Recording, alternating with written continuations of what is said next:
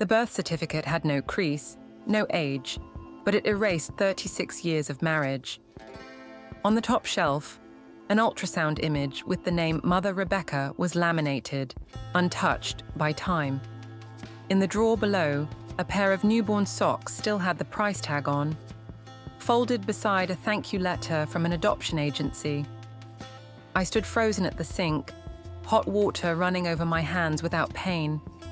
It felt like someone had wiped my name from the story of my own life. If he could plan that much in silence, what else in the will was never mine? Lorna Merritt had always believed that silence meant stability. In their house on the edge of Lancaster, Pennsylvania, she and Harold lived like time was a soft fog. After retiring from teaching art at the local middle school, she filled her mornings tending lilies, her afternoons sketching with the windows open. Harold, now in his late 60s, had once worked in aviation engineering. He kept himself busy with walks, books on architecture, and lately, visits to a nearby wellness center. The center had introduced him to Rebecca Lynn, a woman young enough to be his daughter. She volunteered twice a week, offering meditation sessions and nutritional advice. Lorna noticed Rebecca's name pop up more often in Harold's conversations, always paired with vague praise like she's centered or has a good sense for energy. Lorna smiled politely, never asking more than once. One chilly afternoon in October, Harold came in from the backyard, shook dew from his shoes, and said, "We should update our wills." Just in case. His voice was calm, matter of fact. He even printed a draft copy for Lorna to review. She placed the pages on her nightstand, unread. She trusted him. The next weekend, he went away to what he called a silent retreat. Rebecca was driving.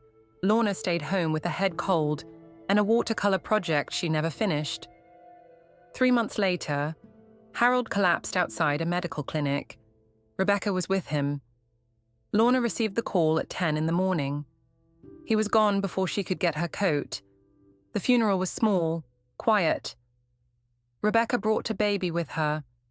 She called him Caleb Lynn Merritt, said he was Harold's son, said Harold had wanted him to have a better life than he had given his first family. Lorna stood near the casket, watching a stranger cradle a child like it was an answer. Days later, a lawyer contacted Lorna. Harold's updated will was official, filed, and witnessed. A third of his personal retirement accounts, investments, and named assets were left to Rebecca and Caleb.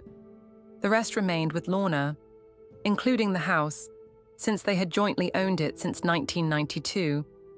Caleb, the lawyer said, was legally Harold's son. Lorna sat in that office and stared at a laminated birth certificate. She turned to the copy of the will. Her hand trembled, but not from cold. It was the kind of tremble that starts in the spine when the truth rearranges a lifetime in seconds. There had never been a pregnancy, no hospital visits, no morning sickness, no baby shower, not even a whisper.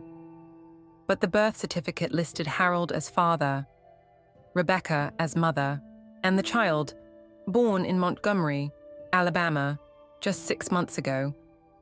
Lorna began digging.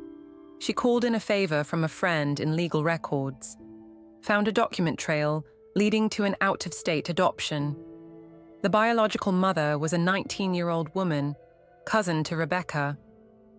The adoption had gone through quietly, with Harold's signature added days after he returned from the retreat.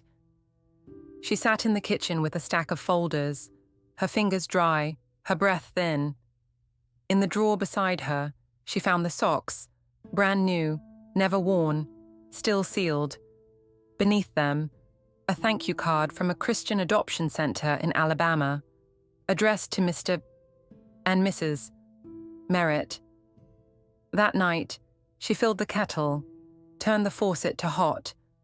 Water overflowed onto her hands. She didn't move. Her eyes were dry. They burned, but refused to tear. Her throat closed like it was swallowing stone. She couldn't speak. She lifted the watering can from the windowsill and poured it slowly over her feet. soil spread across the tiles. She didn't clean it. This wasn't just marital betrayal, it was design. Blueprinted, measured, signed and sealed like a final project. She stared at the ultrasound photo again. In the corner, a label mother, Rebecca Lynn. The silence was no longer soft. It was weighted now, lined with intention.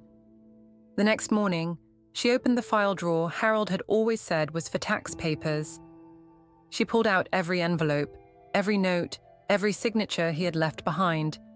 She placed them in a box, set the box on the table, and sat beside it, hands clasped, like someone preparing to open a time capsule. "I'll open it," she whispered. "You thought I wouldn't, but I will. Even if nothing inside belongs to me anymore." It was elder financial abuse, concealed beneath a smile and a sealed envelope. What hurt most wasn't the money. It was how thoroughly Harold had rehearsed his exit. It was financial infidelity wrapped in legal tape. And yet, she still loved the house. The chipped door frame where they marked time with pencil lines, the dented teapot, the creaking porch. Some things Harold hadn't managed to erase. Not entirely. There is a quiet assumption many women carry through decades of marriage that love, history, and shared life are protections in themselves. Lorna Merritt believed it, believed that decades of loyalty, caretaking, and silence would be honored, both in memory and in law. But when legal ink is stronger than a shared life, love can be divided like assets, and sometimes it is. The truth is, the law in most parts of the United States allows a person to give away their assets as they wish unless it can be proven they were coerced or mentally impaired. For Lorna, the wound was not just emotional, it was legal. A portion of her husband's estate was handed to a woman who had entered his life late, built no years, planted no roots, and yet walked away with a piece of what Lorna thought was theirs. It was elder financial abuse, not the loud, obvious kind that drains bank accounts in secret, but the quiet, procedural kind, the kind that wears a smile, that uses birth certificates, that files papers while someone is still healing from a stroke. But even legal betrayal requires a stage to act on. And Harold set it well. In those final months, he restructured his will. He signed adoption papers.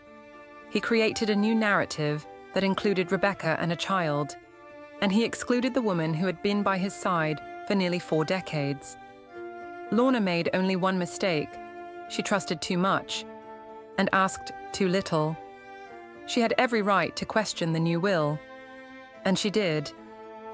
She found a lawyer, filed a formal petition claiming undue influence, but in court, suspicion is not evidence, emotion is not law, and without documentation, proving Harold was pressured or impaired at the time of signing, the judge upheld the document. The decision was simple and devastating. The house, still in both names, stayed with Lorna, but nearly 1/3 of Harold's retirement savings and stock portfolio were distributed to Rebecca on behalf of the minor child, Caleb Merritt. A legal phrase that felt like a knife sharpened with formality. She could not challenge the child's right to inherit, not when the adoption was lawful, not when Harold had willingly signed the papers. The ache that followed was more than financial.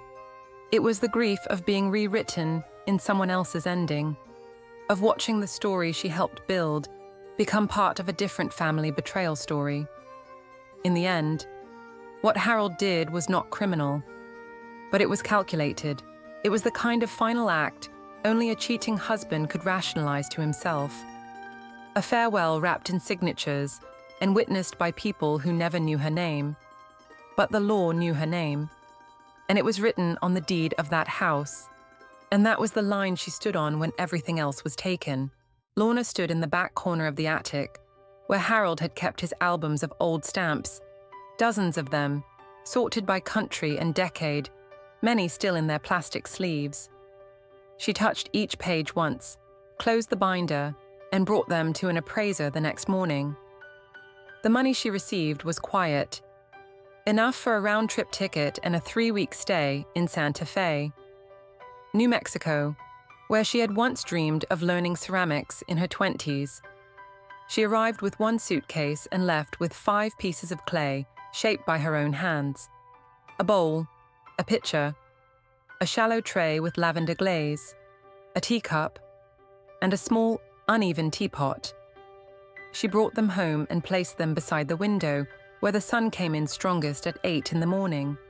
Each day, she brewed tea in the teapot she had made. The old silver one Harold loved sat untouched in a lower cabinet. Neighbors whispered that Rebecca had moved to Ohio, maybe near her cousin. No one called, no one asked, and Lorna never brought her name into the house again. She spoke only to her geraniums, to the women in her book club, to the clay on her spinning wheel. She didn't fight anymore. She just created. There were no trophies to reclaim, no titles to correct. But in those quiet afternoons with hands dusted in earth and water, she stitched something back together. Not the marriage, not the years, just herself. She poured tea slowly and with purpose. Her fingers no longer shook. The handle felt rough, imperfect, alive. "I lost 1/3 of what we built," she said once to a friend, "but I kept what mattered, and I built what hadn't existed before." What Lorna learned wasn't how to forgive or how to forget. It was how to continue. Elder financial abuse can come dressed as logic, as paperwork, as new beginnings that cut someone else's life short. But no piece of paper can remove your name from your own story, not if you stay to tell it. She told hers in glaze and ash, in the silence between firings, in the stillness of a morning steeping tea. She never spoke Harold's name again. But she never gave up her place in the house he tried to leave her out of. "I lost a part of the estate, but I reclaimed the part of me that no one had the right to steal." If you're still reading, still sitting, still unsure, do these 3 things before the weekends. Find the will, check the names, not just your own, but who else might be written into the next chapter without you knowing. Write down what matters to you, your house, your art, your memories. Put it in a place someone honest can find, and talk to another woman, a sister, a friend, a stranger who understands what silence sounds like when it costs too much. Each of us is like a ceramic vessel cracked in places. Yes, but beautiful still, because the breaks are real, and the truth that seals them makes us strong.